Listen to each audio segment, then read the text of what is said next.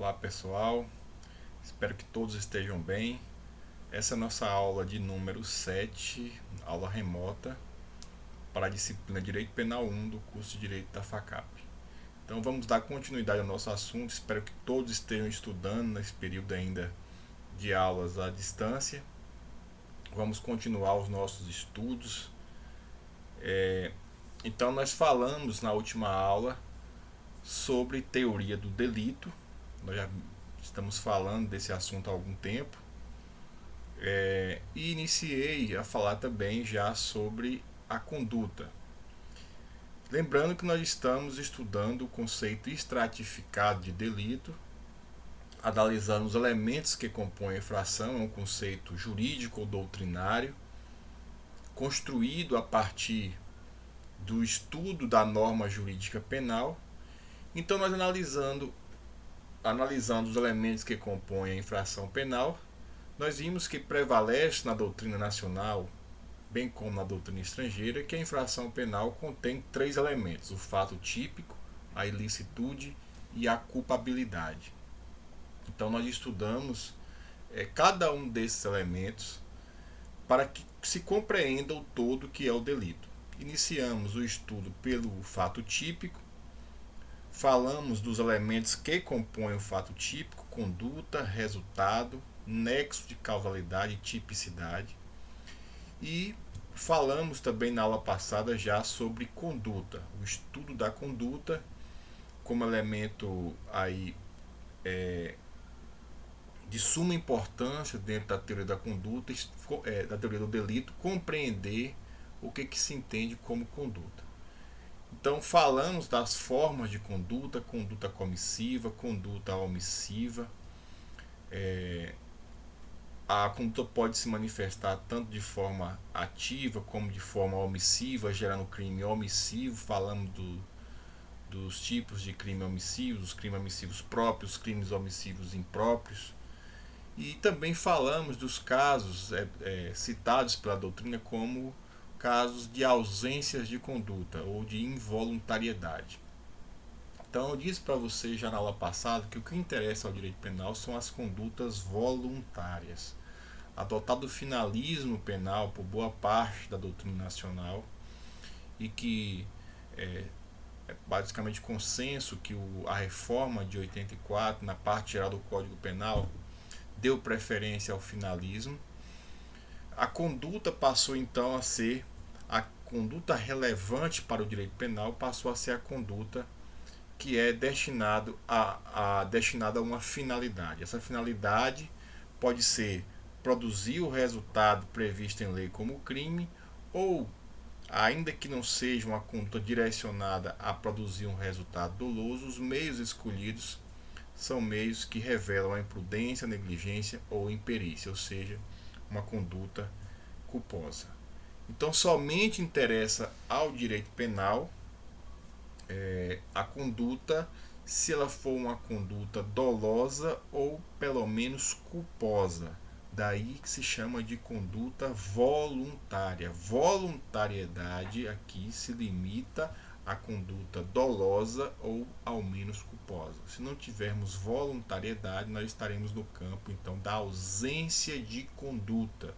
Não havendo conduta, não há fato típico e, por consequência, nós não podemos falar em infração penal. E nós vimos aqui, já na outra aula, os casos citados como exemplos de ausência de conduta, tá? Então falamos das formas de conduta: conduta comissiva, conduta omissiva, tá? E lembrando que eu falei que a conduta ela pode ser dolosa ou pelo menos culposa, gerando assim o crime doloso e o crime culposo. Então nós vamos iniciar agora o estudo específico do crime doloso e do crime culposo, tá? Vamos entender como nosso ordenamento jurídico traz a definição do que seja o crime doloso, a definição do que seja o crime culposo, quais as consequências, quais as espécies. Então vamos compreender melhor então esse instituto jurídico que é o dolo. Então vamos iniciar nosso estudo pelo crime doloso. Vocês vão acompanhar pelo material que eu vou disponibilizar para vocês. Como já disse em outras aulas, é um material como se vocês estivessem acompanhando em sala de aula. Então eu vou mostrar para vocês aqui o que a gente vai seguir, tá? Então nosso material de apoio 4, tá?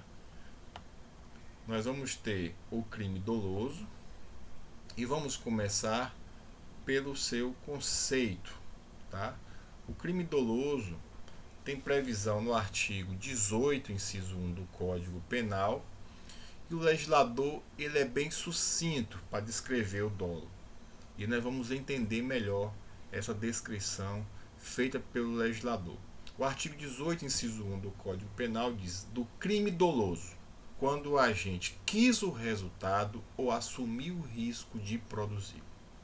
Essa é a descrição do Código Penal para o Instituto do Dolo, no artigo 18, inciso 1. Diz do crime doloso quando o agente quis o resultado ou assumiu o risco de produzir. Então nós vamos compreender isso melhor, tá? Doutrinariamente se costuma resumir o conceito aí de dolo como a vontade consciente dirigida a realizar ou a aceitar realizar a conduta descrita no tipo penal como crime. Então, voltando, um conceito doutrinário breve do que seja o dolo. Dolo é a vontade consciente dirigida a realizar ou aceitar realizar a conduta descrita no tipo penal como crime, tá? Quando eu falo conduta, é o modelo, o padrão de comportamento previsto no tipo penal, que abrange não apenas a ação ou omissão, como também um possível resultado, certo? Então, o dolo é essa vontade consciente tanto de praticar a conduta como também de produzir o resultado, ou pelo menos aceitar este resultado, que nós vamos entender melhor, certo? Então, quando a gente fala vontade consciente, tá? Dolo, muita gente vem a confundir. Dolo não é a mesma coisa que desejo, finalidade. Então a gente precisa delimitar algum desses conceitos para que não haja confusão. O dolo é um instituto jurídico, certo? Que não se confunde com a nossa noção leiga, às vezes, do leigo, de é a mesma coisa de que desejar, tá? A doutrina mais especializada costuma diferenciar dolo de desejo. O dolo é a vontade e consciência de produzir, de realizar a conduta, bem como de produzir um resultado, como consequência da própria conduta. Se produz um resultado como consequência da própria conduta. Então, por exemplo, se sabe que matar alguém se produz por meio de uma conduta, por exemplo, efetuar um disparo. Se a pessoa tem o desejo de matar, a vontade de matar alguém, ela deve realizar uma conduta direcionando a produzir esse resultado, que é a morte de outrem, certo? Mas o desejo, apesar de o dolo poder conter o desejo, nem sempre o desejo contém o dolo.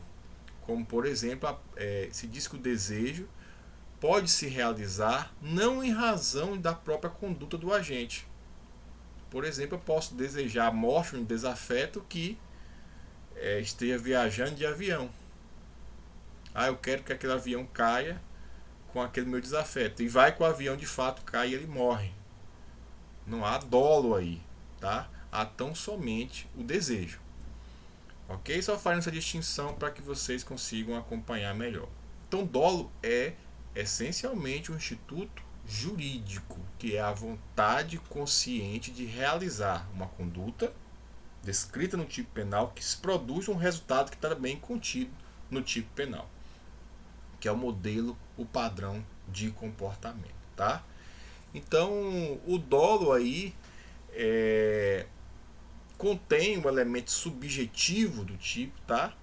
Está dentro do fato típico, dentro da conduta. E a doutrina costuma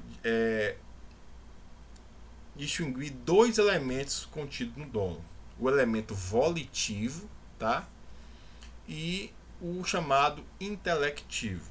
Elemento volitivo, isto é, a vontade de praticar ou aceitar praticar a conduta descrita no tipo penal. Então, o elemento volitivo é a vontade de praticar ou aceitar praticar a conduta descrita no tipo penal, certo? Então, esse é o elemento volitivo. Tanto pode ser querer como aceitar. Nós vamos ver isso principalmente na distinção ao falarmos sobre o dolo eventual, o que significa esse aceitar, ok?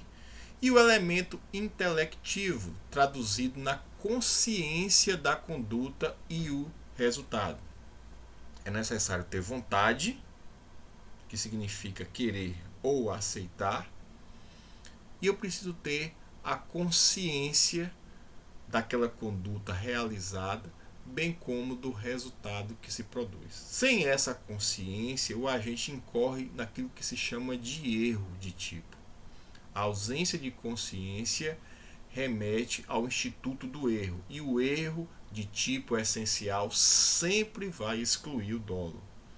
Então, se eu tenho vontade, eu preciso praticar a conduta direcionando ou pelo menos aceitando a produção do resultado, mas eu preciso ter consciência do que se faz, consciência sobre o fato, não me enganar a respeito do fato, não ter uma falsa percepção da realidade. A falsa percepção da realidade pode gerar o erro de tipo, excluindo, portanto, o dolo por ausência desse elemento que é chamado de elemento intelectivo, ok?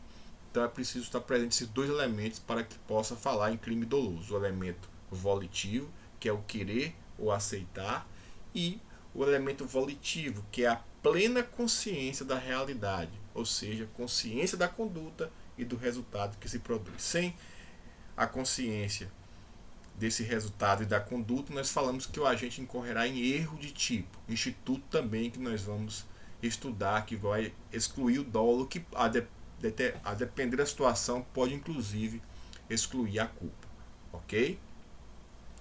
Então, seguindo, nós vemos o conceito, os elementos que compõem o dolo, tá? O elemento volitivo e o elemento intelectivo. Quais são as teorias utilizadas para explicar o dolo? Então, nós temos três teorias bastante citadas pela doutrina para explicar o dolo. A primeira teoria é chamada teoria da vontade. Tá?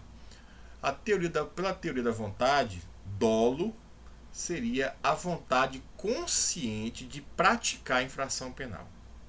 Então, só estaria dentro do dolo quando tivesse a vontade de praticar a conduta descrita no tipo penal.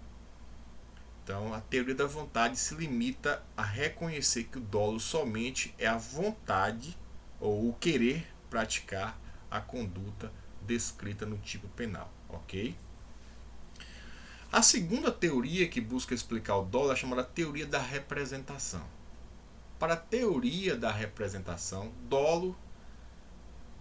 existirá dolo sempre que o agente puder prever a ocorrência de um resultado. Prevendo a ocorrência de um resultado, o agente decide prosseguir com a sua conduta. Então, para se falar em dolo, na teoria da previsão, seria suficiente que o agente tivesse previsão do resultado. Se ele teve previsão e ainda assim decidiu continuar com a conduta, já estaria presente o dolo. Tá? Essa teoria nós vamos verificar mais à frente que ela tem um problema porque ela causa uma confusão entre dolo e culpa, principalmente na culpa consciente. Nós vamos tratar melhor disso, tá? No sentido de que não basta ter previsão para caracterizar o dolo, dizendo que ela é uma teoria insuficiente, tá? E a terceira teoria que busca explicar o dolo é chamada teoria do consentimento ou do assentimento. Teoria do consentimento ou do assentimento. Para essa teoria, fala em dolo sempre que o agente tiver a previsão do resultado como possível e ainda assim decide continuar com a conduta porque assume o risco de produzir este resultado, ou seja, o agente aceita a realização do resultado. Qual é a distinção da teoria do assentimento, do consentimento, para a teoria anterior, teoria da representação? Na teoria da representação, basta que o agente tenha previsão do resultado e decida agir mesmo assim. Na teoria do assentimento, ela tem um plus. Ele tem previsão do resultado, decide agir mesmo assim, porque ele aceita, consente com o resultado. Essa é a distinção. O plus é esse, ele aceitar a produção do resultado, consentir com a realização do resultado. Não basta ter previsão, é necessário consentir, aceitar a previsão do resultado. Essa teoria é uma teoria que acrescenta algo à teoria anterior, ou da previsão. É uma teoria que evolui no conceito de dolo. Tá? E por isso ela não confunde, nós vamos ver mais à frente, o dolo com o crime culposo na sua forma consciente. Com relação ao nosso ordenamento jurídico penal, quais foram as teorias ou a teoria adotada? Para a maioria da doutrina, o artigo 18, inciso 1 do Código Penal, adotou a teoria da vontade, tá? Na primeira parte do artigo, quando fala, diz do crime doloso quando o agente quis o resultado. Essa primeira parte teria adotado a teoria da vontade, que é o chamado dolo direto, que nós vamos entender também mais à frente. Então, para essa primeira teoria, o nosso Código Penal, no artigo 18, inciso 1, adotou, portanto, a teoria da vontade. Com relação a essa segunda parte, ou assumir o risco de produzi-lo, a doutrina interpreta isso como a adoção da teoria do assentimento ou do consentimento, no sentido de que o agente, ao prever o resultado, ele assente, assume, ele não se importa com a ocorrência do resultado. Então, ao aceitar o resultado, estaria adotando a teoria do assentimento ou do consentimento. Então, o nosso Código Penal, portanto, adotou a teoria da vontade e a terceira, que é a teoria do assentimento ou do consentimento, não tendo adotado, portanto, a teoria da representação por si só para definir o crime doloso.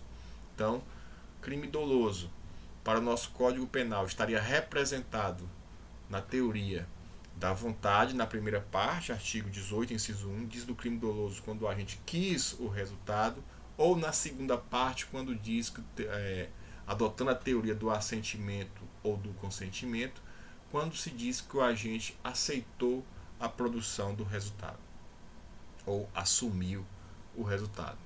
Ok? Então, essas são as teorias. Eu vou mostrar para vocês aqui o Código Penal, para que vocês consigam acompanhar.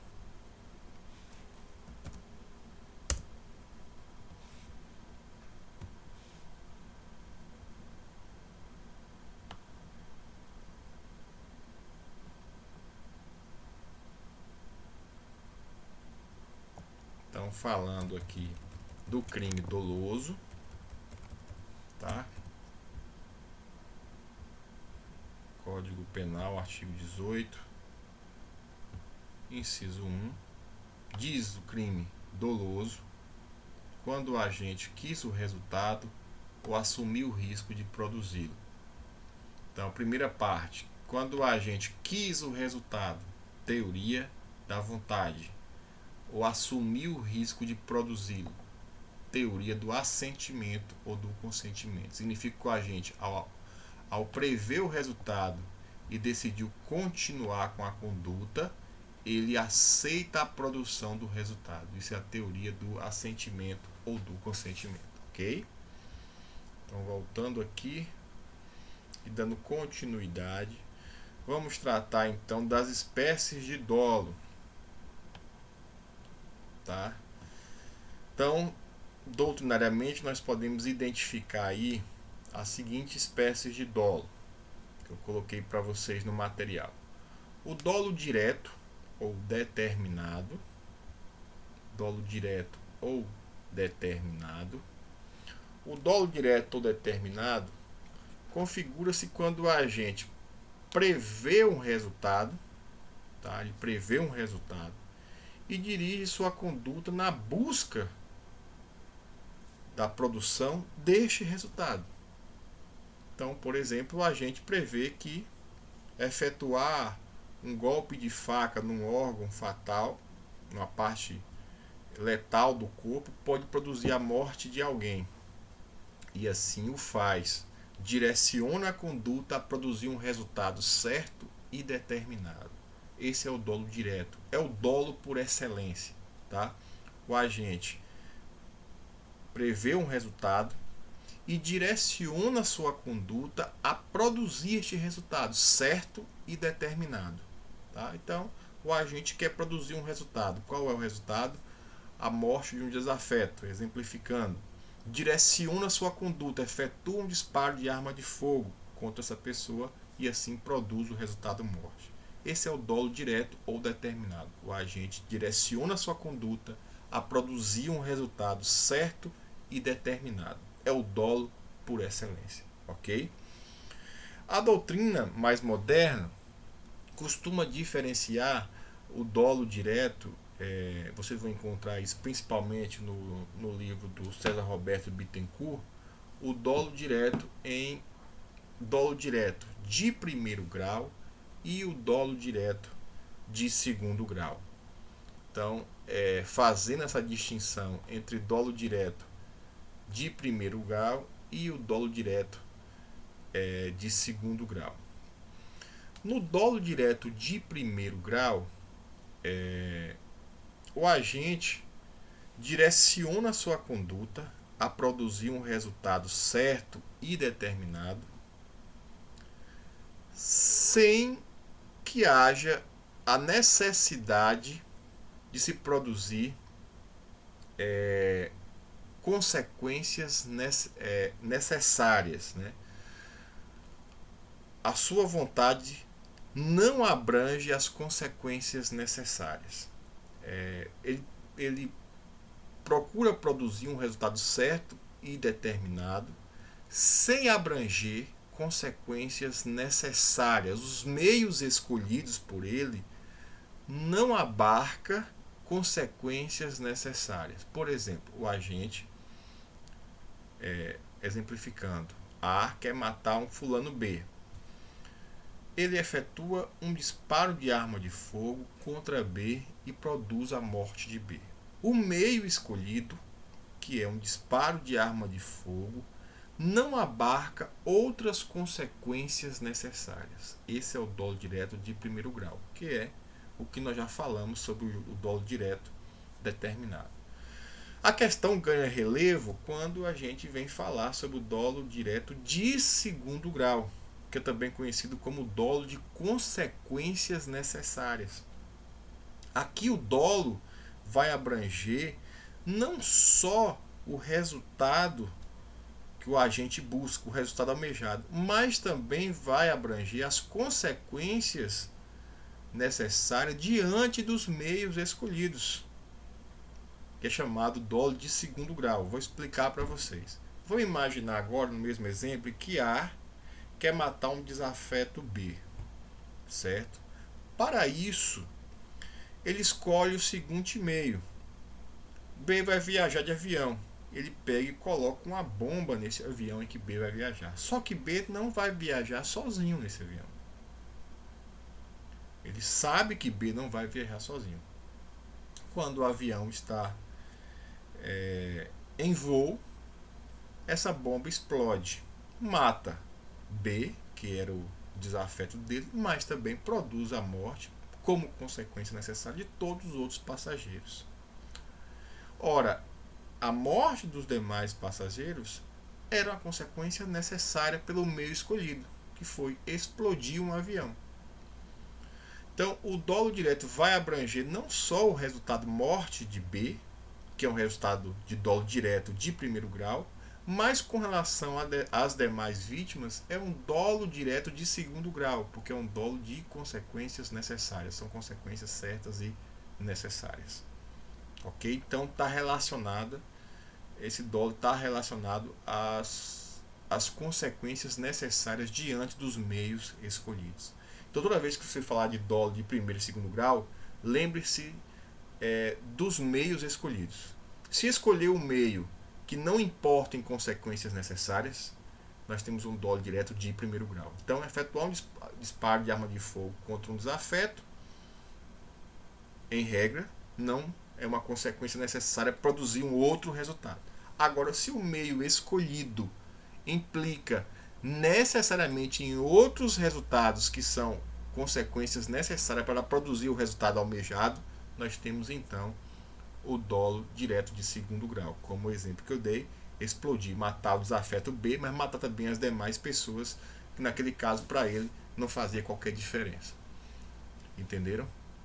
Então essa é a nossa primeira classificação, a primeira distinção. O dolo direto de primeiro, dolo direto, que se distingue ainda entre, se divide ainda em dolo direto de primeiro e de segundo grau, ok? Então, seguindo na nossa classificação, o dolo pode ser ainda indireto ou indeterminado. Então, o dolo direto, indireto ou indeterminado é aquele que o agente, com sua conduta, não busca um resultado certo e determinado, tá? Ele não busca um resultado certo e determinado.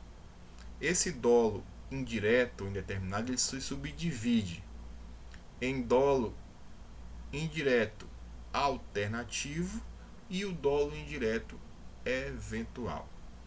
No dolo indireto alternativo, o agente, tendo a possibilidade de produzir mais de um resultado, ou seja, uma pluralidade de resultados, ele prevê uma pluralidade de resultados, ele direciona a sua conduta a produzir qualquer um deles com a mesma intensidade. E aqui ele pode ser mais de um resultado de ordem objetiva ou mais de um resultado de ordem subjetiva. E eu vou explicar isso para vocês. Então imagine quando ele prevê mais de um resultado de ordem objetiva. Por exemplo, com seu comportamento ele pode matar ou ferir. Por exemplo, fulano de tal está com um momento de ira, certo? E aí, por ele estar com seu veículo e ver a pessoa na rua e joga o carro em cima da pessoa. Naquele momento, para ele prevê a possibilidade de deixar quebrar a perna da pessoa, produzindo uma lesão, como também de matar. Ele prevê aí a possibilidade de mais de um resultado. Ele direciona a sua conduta, tanto faz matar como ferir. Neste caso, nós temos aí dois resultados possíveis: lesão corporal ou morte. Como ele prevê os dois resultados com a mesma intensidade, ele vai sempre responder pelo resultado mais grave. Então, se a vítima sobreviver, ao invés de responder por uma lesão corporal, ele vai responder por uma tentativa de homicídio, ok? Porque é o chamado dolo alternativo, neste caso chamado dolo alternativo objetivo. Já no dolo alternativo subjetivo, quando a vontade indeterminada envolver várias vítimas, tá? Ele aceita, por exemplo, ele prevê alvejar uma, duas, três ou quatro vítimas, e ele, por exemplo, direciona a sua conduta a atingir A, B, C ou D, tá? prevendo um resultado contra A, contra B, contra C, e ele direciona a sua conduta. Aí nós teremos o dolo alternativo, ok? Se acertar A, se acertar B, se acertar C, para ele tanto faz. Então, neste caso, ele vai responder sempre para a conduta mais grave, porque ele prevê a possibilidade de se produzir mais de um resultado e ele direciona a sua conduta a isso. Então, isso é chamado dolo alternativo subjetivo, ok? E, por fim, nós temos o chamado dolo eventual, tá?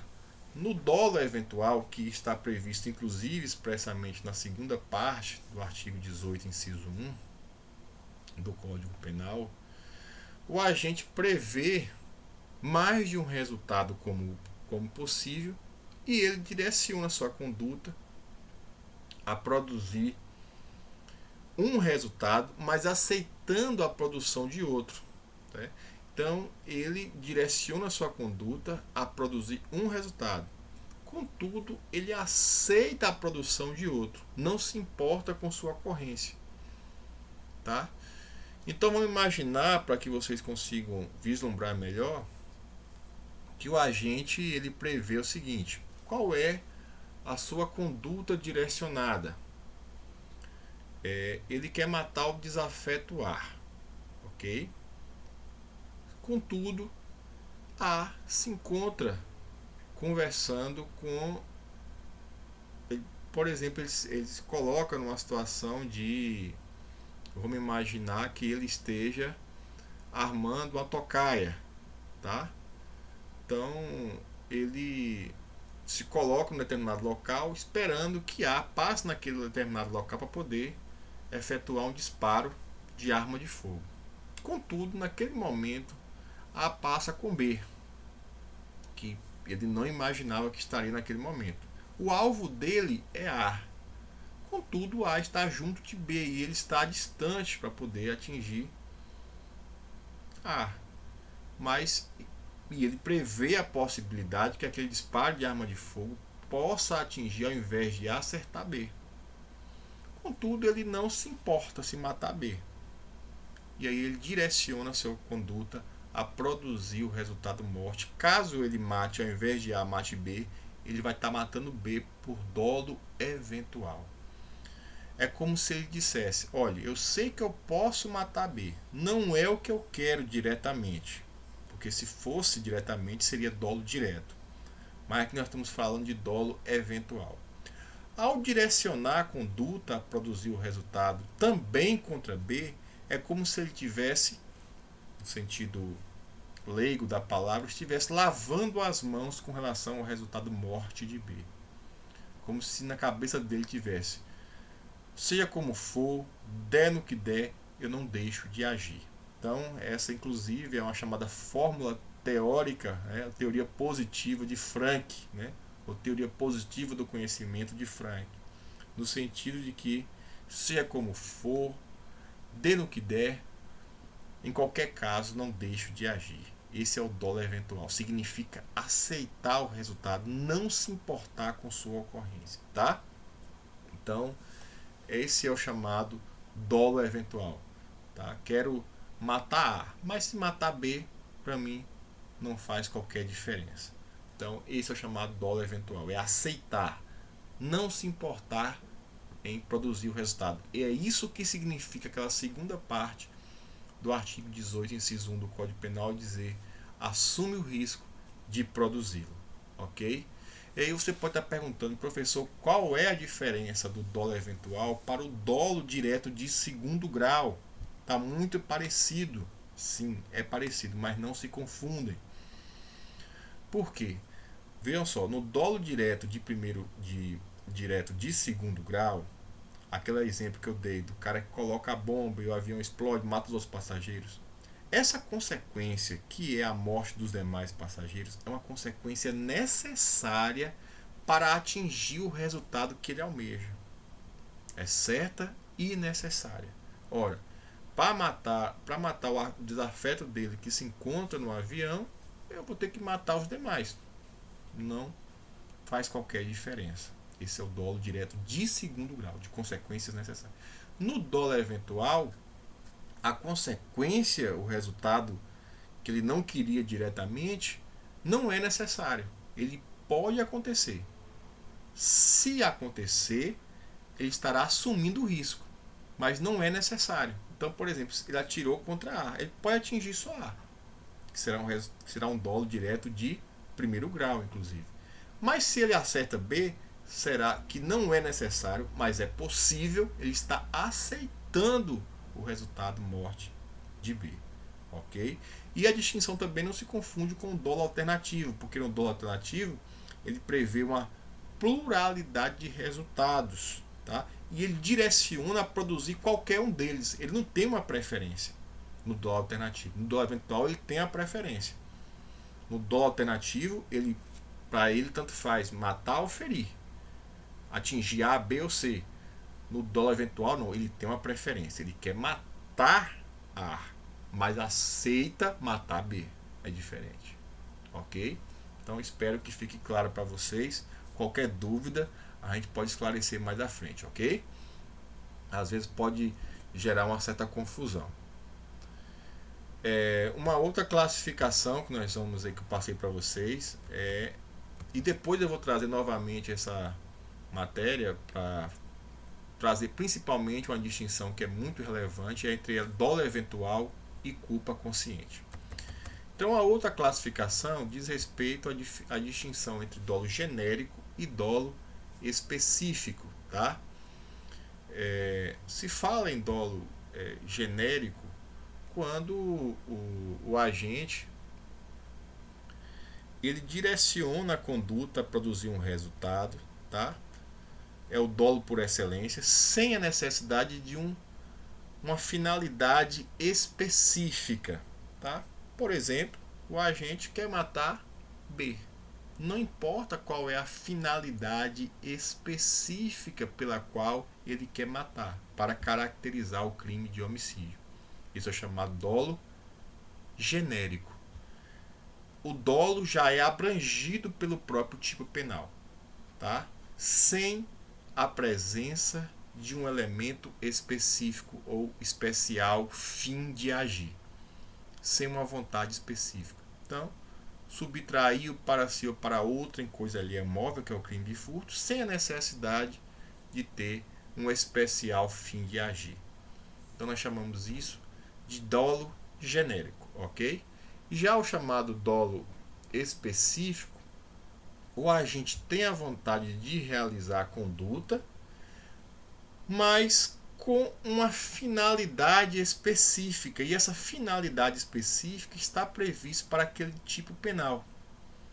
Tá? Eu vou explicar para vocês com um exemplo. É o caso do artigo 159 do Código Penal, que traz o crime de extorsão mediante sequestro. O artigo 159 descreve o seguinte. Vou mostrar para vocês aqui no Código Penal, o artigo 159.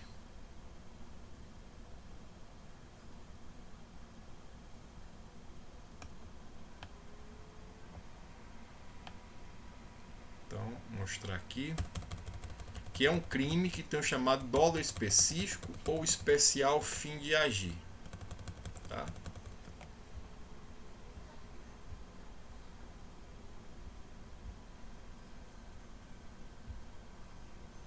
Então nós temos aqui, olha.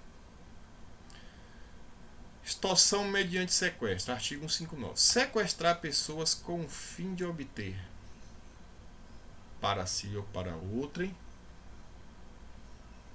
qualquer vantagem como condição ou preço de um resgate. Então, não basta sequestrar a pessoa para caracterizar esse crime do artigo 159. Ele tem que ter uma finalidade específica, com o fim de obter. Porque sequestrar a pessoa por si só vai caracterizar o crime de sequestro ou cárcere privado, que não é um crime contra o patrimônio, sim um crime contra a liberdade individual.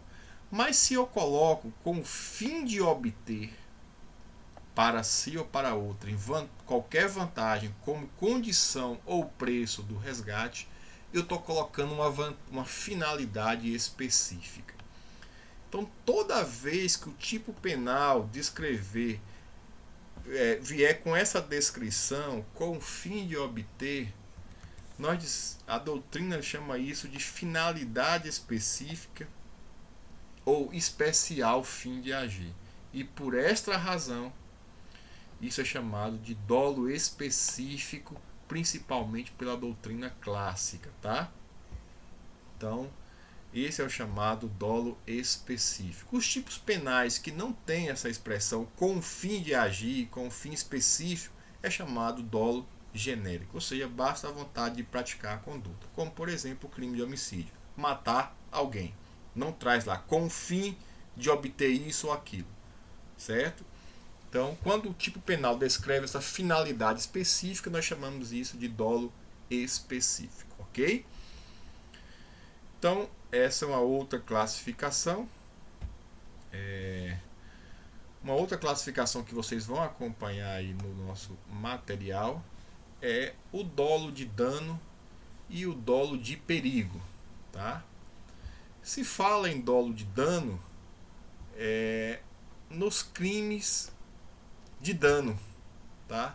Naqueles crimes em que o tipo penal exige a vontade de produzir um dano ao bem jurídico tutelado, tá? A vontade do agente que é querer ou aceitar produzir um dano ao bem jurídico. É o dolo exigido nos crimes de dano. Determinados crimes exigem que o agente tenha o dolo, ou seja, a vontade, o querer ou aceitar produzir um dano ao bem jurídico. Por exemplo, exemplo de crime de dano, crime de homicídio, crime de lesão corporal, crime de furto, crime de roubo, tá? São crimes de dano. Então, o dolo do agente deve abranger aí o querer ou aceitar produzir um dano ao bem jurídico. Já o dolo de perigo é quando o agente quer, né, ou aceita expor a perigo de dano o bem jurídico tutelado pela lei penal. É o dolo exigido nos crimes de perigo, tá? Não é necessário que o agente produza um dano, logo não é necessário ter o dolo de dano, basta o dolo de gerar um risco.